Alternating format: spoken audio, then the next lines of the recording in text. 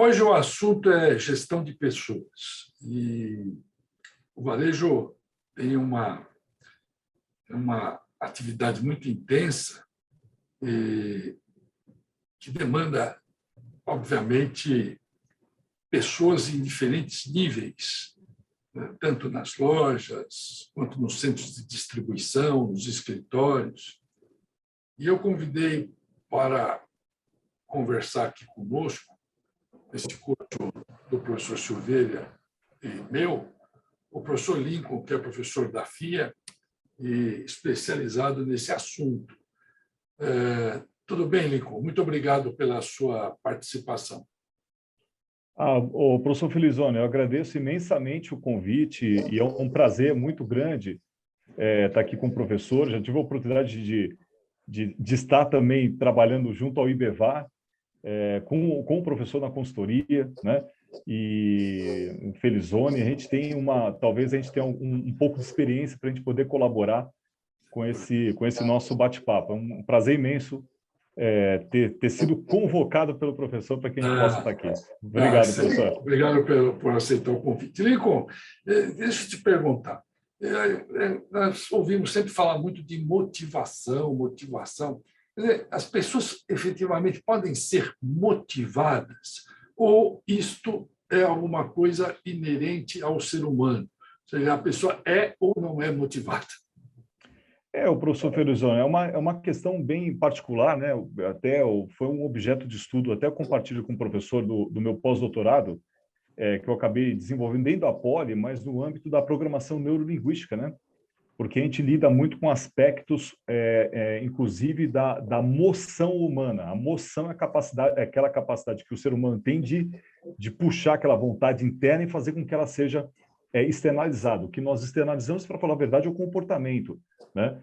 Mas a moção é o nosso ânimos, né? Aquela vontade interna que você tem de fazer algo, praticar algo, né? O que o Jeremy Bentham, no século XVIII, falaria sobre utilidade, né? Então, a gente carregamos conosco todos os dias essa moção.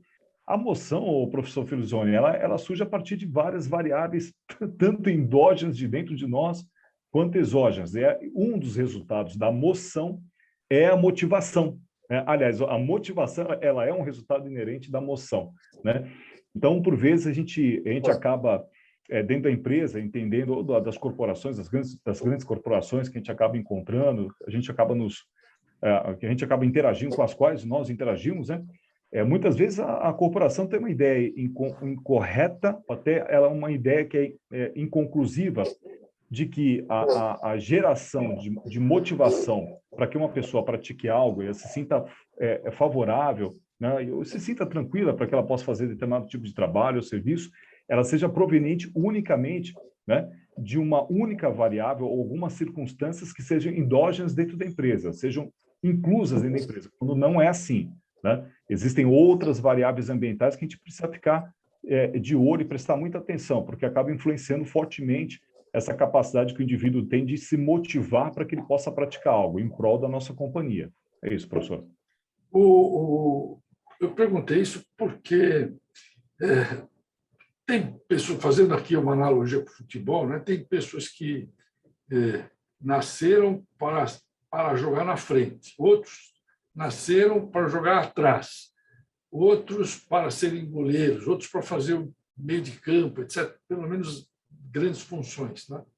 E quando você fala dessas variáveis exógenas, tentar, vamos dizer assim, adaptar esse perfil do indivíduo com essas características que são intrínsecas a ele, com a atividade, seria isso? Perfeita a colocação, professor Felizone, e isso também influencia fortemente, porque a cultura, por vezes, um dos nossos estudos que a gente acabou desenvolvendo justamente nessa pesquisa, que teve o viés da programação neurolinguística, mas também voltada à gestão de pessoas, foi que variáveis exógenas, circunstanciais, da cultura dos valores, do hábito e da própria moral, inclusive do grupo e dos grupos dos quais o próprio indivíduo ele faz parte, influencia fortemente a sua atuação, não só dentro da própria empresa, como também em outras áreas da sua própria vida, né? E nós, por vezes, o professor Filosofia, nós não levamos isso em consideração, tal qual o professor comentou muito bem, né? Às vezes o indivíduo, mesmo futebol, o professor fez alusão agora, né? Poxa, o indivíduo que é um atacante, sim, ele é um atacante por vezes, não é só porque ele tem a performance sob o ponto de vista do rigor, né, estrutural do corpo humano, para que ele possa ser atacante, não, mas também a conjectura cultural, a qual ele já vivenciou, né? Ou então outras variáveis, as quais influenciaram ele dentro da sua formação enquanto criança, enquanto pessoa, né, com as pessoas às quais estiveram ligadas, fez com que ele tivesse esse tipo de informação adicional, né, e formatou aquele profissional. Né? Então, muitas vezes, a própria cultura da localidade, a cultura micro-regional, a cultura, quando eu falo cultura, eu falo dos valores, os hábitos, a tradição, influencia fortemente essa pessoa, inclusive em termos de adaptação à própria empresa. Né? Nós já passamos, aliás, professor, só complementando algumas situações, né? Que indivíduos, eu trabalhei um tempo, muito tempo atrás, 25 anos atrás, na Mercedes-Benz, e um colega alemão, certa vez, ele estava comigo e falou, Lincoln, não me adaptei aqui à empresa em São Paulo, é o Christoph Ziegler, posso até falar o nome dele sem problema. Eu falei, mas por que o Christoph, que houve? Lincoln, a cultura é muito diferente. Né? Eu tive uma cultura que eu acabei desenvolvendo na Alemanha, eu tenho essa linha de direcionamento, eu não consigo me encaixar aqui dentro da cultura, que a cultura também, por vezes, a gente tinha um outro grupo italiano, tinha um grupo de brasileiros, outras pessoas também de outras localidades, inclusive norte-americano, que era o tempo que a Daimler Chrysler tinha assumido a Chrysler, a gente tinha assumido a parte do controle da companhia. Falou, não consigo me adaptar. Você vê, professor, é decisivo para que o indivíduo ele possa prosseguir, inclusive dentro de uma companhia. Perfeito. Você tocou num assunto, você tocou numa palavra de questão de cultura, né? E tem muito a ver com relação com gestão de pessoas, como você está dando o exemplo desse seu colega. E nós, muitas vezes, encontramos aí programas que têm o propósito de implementar mudanças culturais. Isso é alguma coisa possível? Isso é porque cultura é um conjunto de valores que vai se estabelecendo, não é? De uma forma explícita ou tácita, um conjunto de relações. Um programa, de alguma forma, pode mudar isso? O professor pode mudar, professor, mas a gente tem que tomar muito cuidado, né? Tem que ter uma análise, a gente chama uma análise de um grupo multidisciplinar, né? Uma análise antropológica, uma análise sociológica, uma análise do ponto de vista psicológico, não é tão somente a imposição de uma base teórica que vai fazer com que a performance daquele indivíduo ou a cultura de vários indivíduos dentro da empresa ela seja alterada, né? A gente precisa conhecer um pouco mais a fundo a cultura daqueles indivíduos que ali, tal qual o professor comentou, né, os hábitos, né, os valores, a própria moral, né, até para que você possa definir a parametrização. É aquela questão, né, professor, nós não conseguimos estabelecer um código de ética se você acaba não conhecendo quem são os seus próprios colaboradores, né? Você precisa conhecer, antes de mais nada, quem é o seu colaborador, quais são os valores, qual que é o limite, do ponto de vista ético, dos hábitos, da própria tradição, para que você defina também o limite ético. E aí você pode formatar esse código ético. A mesma coisa em relação à implantação de uma cultura, a movimentação de uma cultura, a alteração de uma cultura empresarial. Depende dessa análise, principalmente da qual o professor comentou muito bem. A análise antropológica é fundamental, né? Até para que você possa, inclusive, identificar qual o sentimento de pertencimento dele em relação à empresa e aos outros grupos os quais ele faz parte. Né? É uma questão bem importante.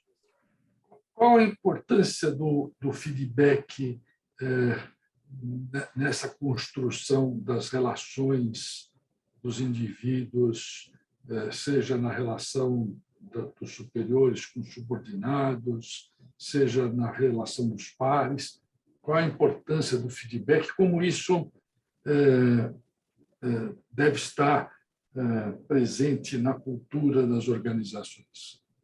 O professor Felizone, o feedback é importantíssimo, esse retorno que o indivíduo ele tem sobre o seu trabalho, o qual ele desenvolve, né? A rotina laboral. O feedback, inclusive, nós conhecemos bem a avaliação 360 graus, né? ela dá a possibilidade de todos se conhecerem ao mesmo tempo e poderem dar o respectivo retorno, né, àquele com o qual ele convive. Então, a gente tem que ter a ideia de que o retorno ele não é tão somente do nível hierárquico superior ao inferior, não. O retorno ele é dinâmico, né? Ele é dinâmico e a compreensão sobre o retorno também depende da compreensão sobre a identidade do outro. Aquilo que a gente conversou justamente agora. Antes de dar o feedback, é importante ao gestor. Então, hoje, todos os gestores, os colegas que estão nos assistindo, né, são gestores, estão sendo formados gestores também, né? É importante que você, como gestor, você possa conhecer, antes de mais nada, a complexidade da identidade daquele indivíduo, né, os hábitos que ele tem e o próprio limite moral. E aí você saiba se resguardar em relação ao retorno. Então, alguma pessoa, por exemplo, que dependendo da cultura, né, tal qual o professor Felizone agora há pouco comentou, ela não tem essa condição de receber, por exemplo, uma dinâmica um pouco mais ostensiva, de imposição, por exemplo, de uma informação. Ela fica um pouco melindrada, e é um problema. Cria-se um problema na empresa, né? Ou outra pessoa já tem essa cultura, já tem essa possibilidade. Então, o gestor ele tem que analisar muito bem essas condições, essa parametrização, para que ele possa dar o feedback. Mas o feedback, o retorno é importantíssimo para que a própria pessoa possa até se situar dentro da própria organização e saber o quanto que ela contribui para o bem comum.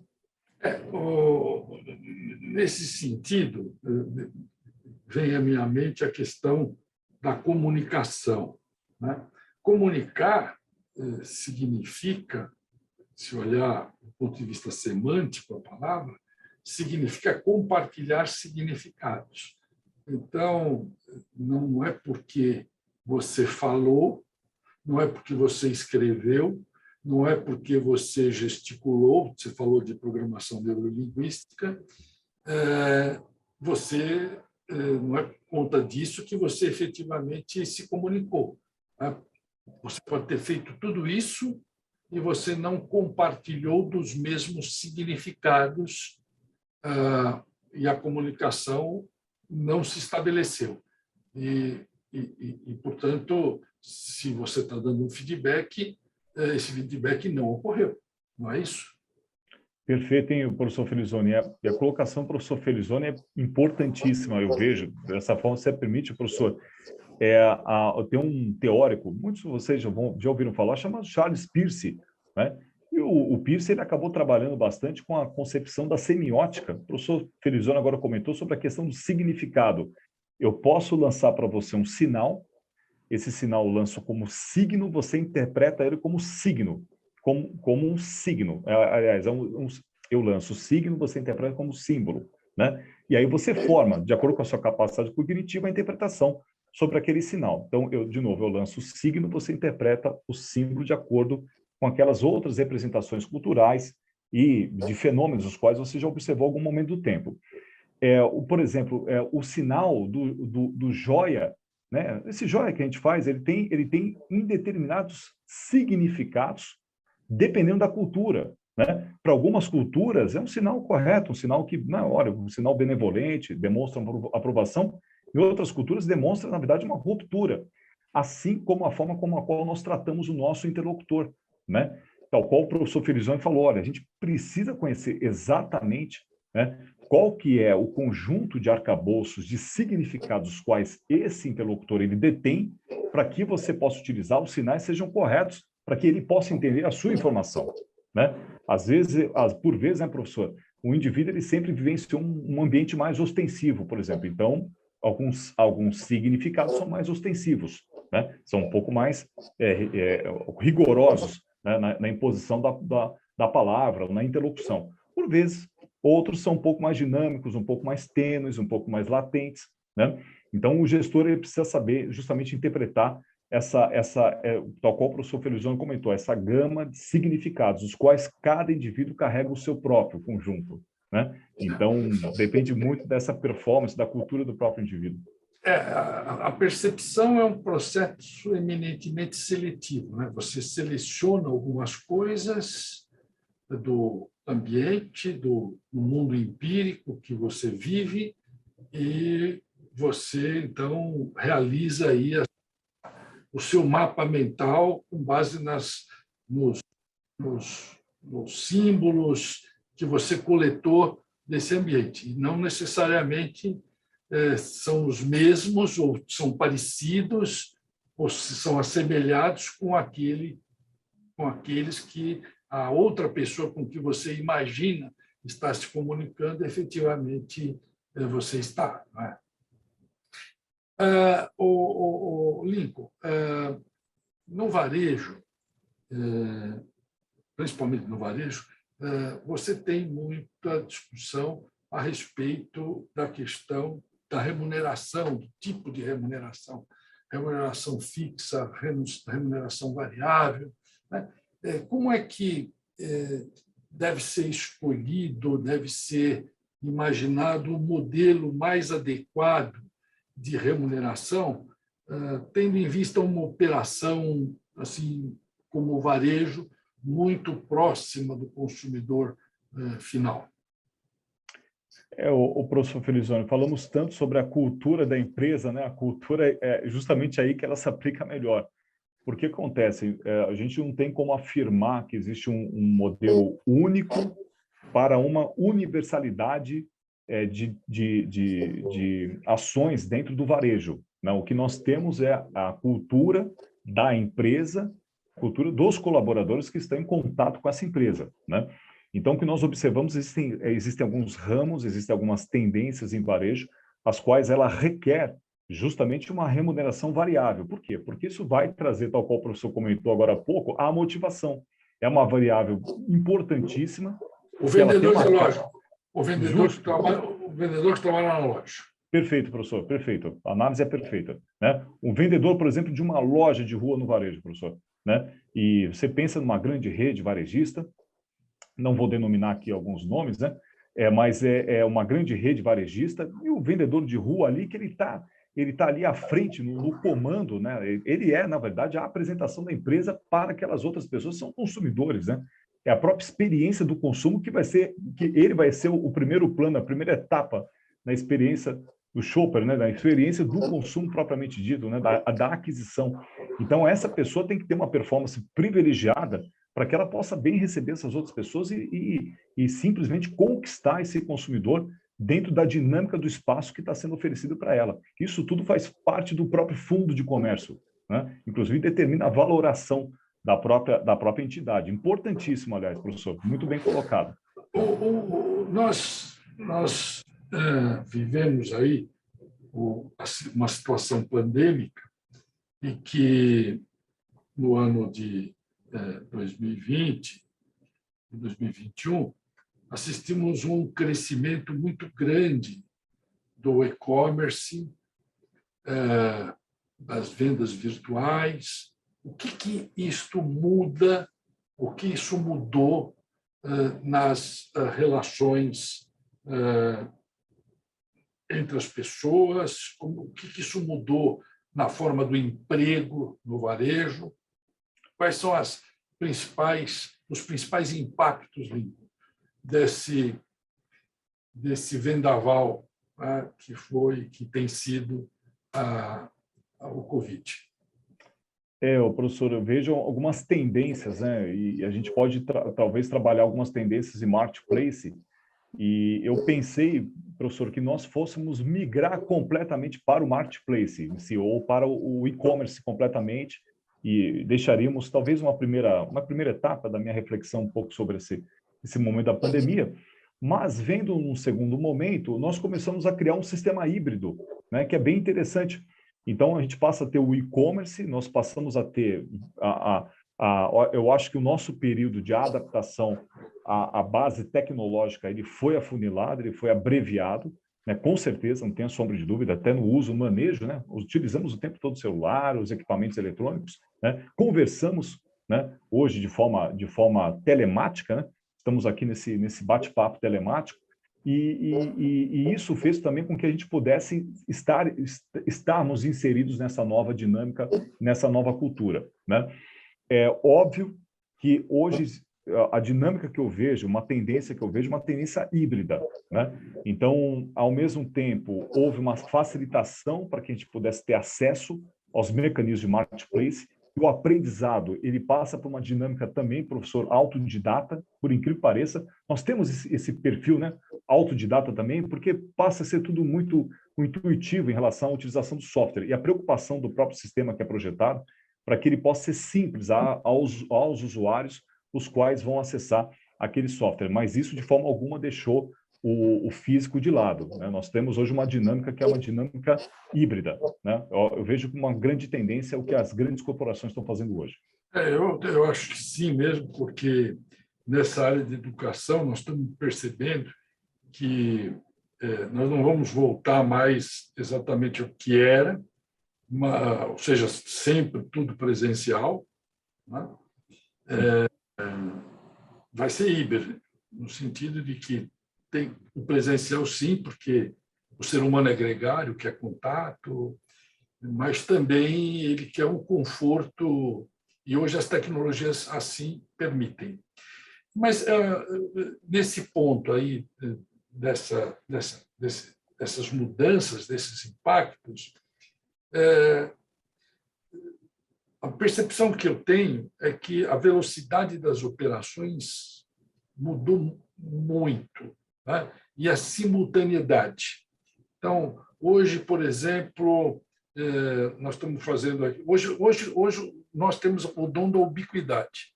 Eu posso participar aqui dessa conversa com você. Eventualmente, eu posso estar numa outra aqui com a câmera desligada, né, ouvindo o que alguém está falando, e ou a outra pessoa pode estar aqui entrar na sala, enfim, o WhatsApp. Como é que toda essa pressão dessa simultaneidade e essa velocidade tem impactado o trabalho dos indivíduos nas organizações? Quer dizer, será que melhorou a qualidade de vida das pessoas no trabalho? Piorou? As relações ficaram melhores? Elas ficaram mais tensas? Como é que isso se deu? Como é que isso vai se dar? O professor Felizone fez uma análise importante, professor. Eu recordo até não muito tempo atrás, a nossa empresa, quando a gente acabou abrindo, né, minha empresa tem a primeira letra é o A. Por que o A? Porque o A a gente deixava consignado na lista telefônica como uma das primeiras palavras que o indivíduo ia buscar, né? Para que pudesse fazer a ligação para o outro, né? Então, na lista telefônica ali, você ia batendo A, B, C, lembra, né, professor? Aquela lista enorme, aquele troglodita daquele livro, né? Você ia pegando ali, ia fazendo uma trilha. Então, a minha empresa, né, consultoria bem com a área. Trocava a lista telefônica, trocava isso. a lista telefônica, tinha páginas amarelas. Isso aí, professor. Né? E aí a gente teve a ideia de criar a consultoria com nome A, atrativa, né? Tem o primeiro A ali, e aí vem com a primeira letra do nome. Aí, professor, a gente começou a perceber o seguinte, né? A informação, na verdade, existia uma reflexão, acho que um pouco mais simplória, do ponto de vista até de uma análise imediatista, né? Eu acho que a gente talvez fazia aí há 15 ou 20 anos atrás, nós não tínhamos, inclusive, essa possibilidade, né, de estarmos conversando aqui, utilizando, né, de novo esse sistema telemático, mas a questão era que a gente tinha uma visão imediatista de que a tecnologia viria para auxiliar e para nos conceder um pouco mais de tempo ao ócio, né? Quer dizer, para que a gente pudesse ter o proveito e nosso benefício um pouco mais tranquilo. E nós percebemos o seguinte, a tecnologia ela potencializou a nossa produtividade, né? Lincoln, sobre o ponto de vista da produtividade. Perfeito, professor, porque nossa produtividade ela aumentou no nível exponencial. Eu vejo na minha dinâmica hoje. Então, professor, o que eu preciso hoje para estar trabalhando é esse computador que eu estou utilizando para nós conversarmos e um celular ao lado. Em qualquer lugar do mundo, professor. Estive agora há pouco em Boston, a minha outra base do outro escritório que eu tenho em Boston, no centro de Boston, né, na Liberty Square, né, e eu estava com o mesmo computador, o mesmo celular, trabalhando ao redor do mundo. Eu pensei que eu fosse fazer uma viagem de turismo, mas não, fiz uma viagem de trabalho, né? Então, o tempo todo eu fui trabalhar, né, e fiquei trabalhando. Hoje, por exemplo, professor, eu estou numa base de coworking. Esse coworking que eu estou agora é mundial. Então, posso estar em Boston, posso estar em Nova York, posso estar no Rio de Janeiro, posso estar em Brasília. Eu tenho o meu espaço de trabalho, né? E eu consigo... e aí, a produtividade, você não tem a sombra de dúvida, professor, ela vai aumentar em um nível exponencial.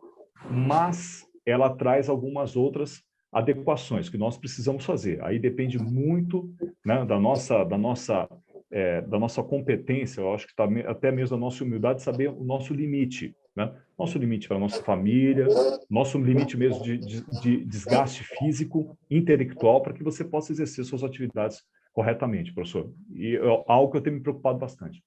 Você é um consultor bem-sucedido nessa área e eu queria te perguntar o seguinte: você passou por várias experiências nas organizações. O que torna uma empresa diferenciada e competitiva no que diz respeito à gestão de recursos humanos? Essa empresa faz isso corretamente e isto permite a ela que ela se diferencie competitivamente no mercado. E o contrário, o que joga uma empresa numa condição muito desfavorável no mercado, olhando para a questão da gestão das pessoas? Professor, eu vejo principalmente, eu acho que o aspecto de benefício, aliás, o benefício que a empresa pode gerar, ele pode ser observado sob o ponto de vista da empatia para alcançar a simpatia do seu próprio colaborador. A empresa que é empática, qual é a empresa que é empática? Aquela que ela consegue entender a identidade da pessoa, o grupo social ao qual ele faz parte, as necessidades pessoais, e cada qual colaborador tem a sua singularidade, tem a sua característica, né? Dentro de uma plataforma multicultural, nós precisamos respeitar essas características, né? Pelo lado inverso, professor, né, nós podemos até apontar aquelas empresas que hoje são empresas que têm problemas seríssimos de gestão de pessoas. Quais são? Aquelas que não respeitam a multiculturalidade, né?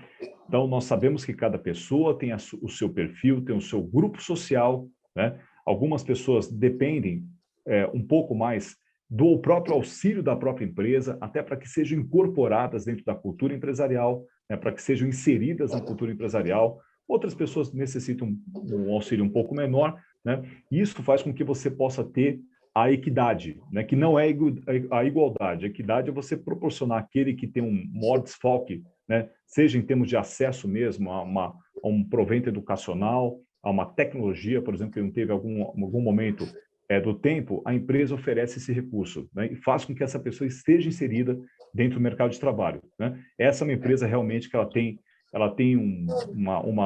uma possibilidade muito grande de ascender socialmente falando e economicamente também, porque um é sequência do outro, é inevitável.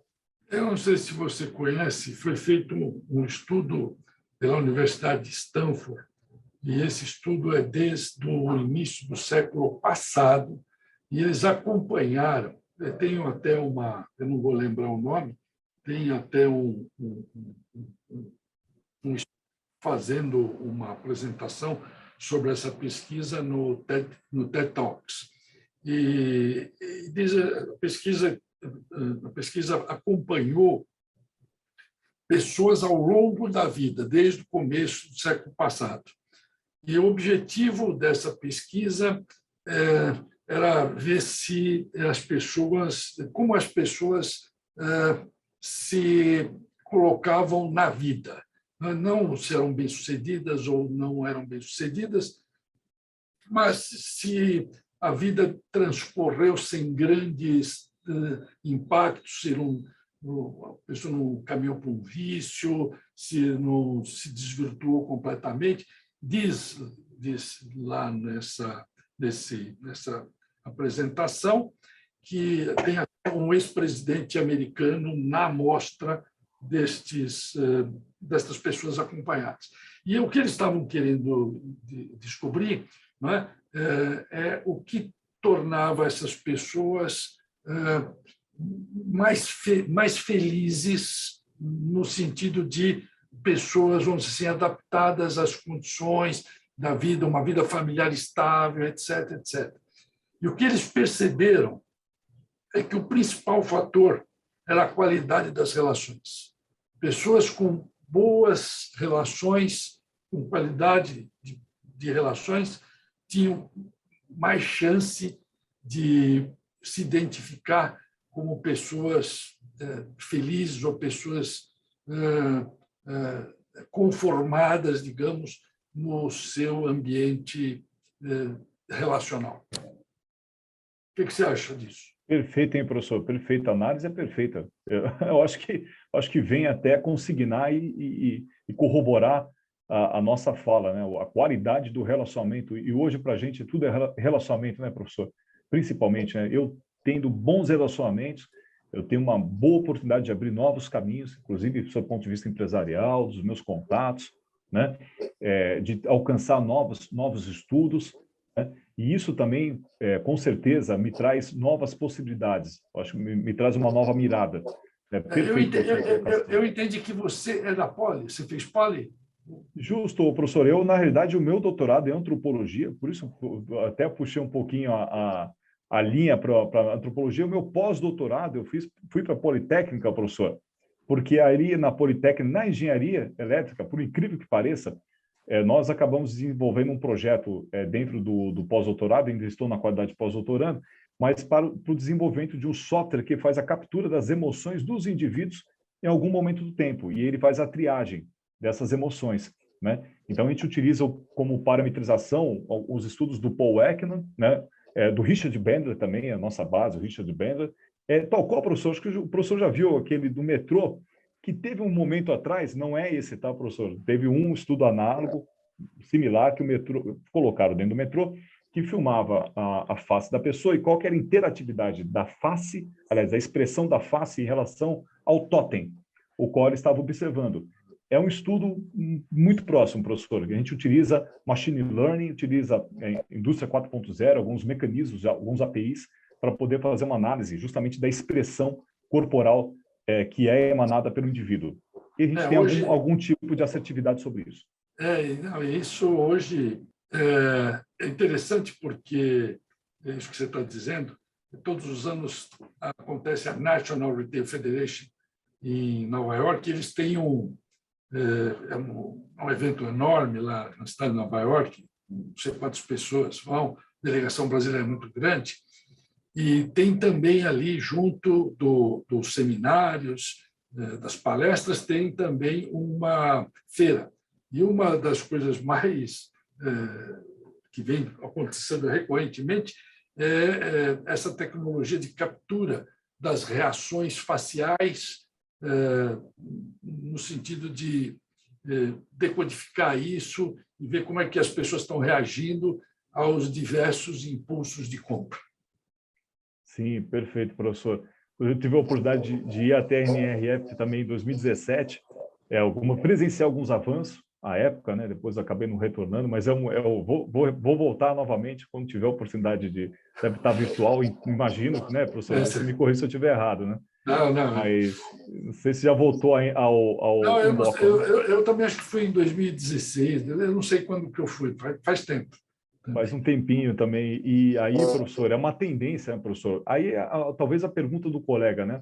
Lincoln, mas esse tipo de análise tecnológica necessariamente vai te dar um altíssimo nível de assertividade sobre o estado emocional? Não, não é isso. A questão não é essa, né? A questão é você ter mais um elemento para uma tomada de decisão, né?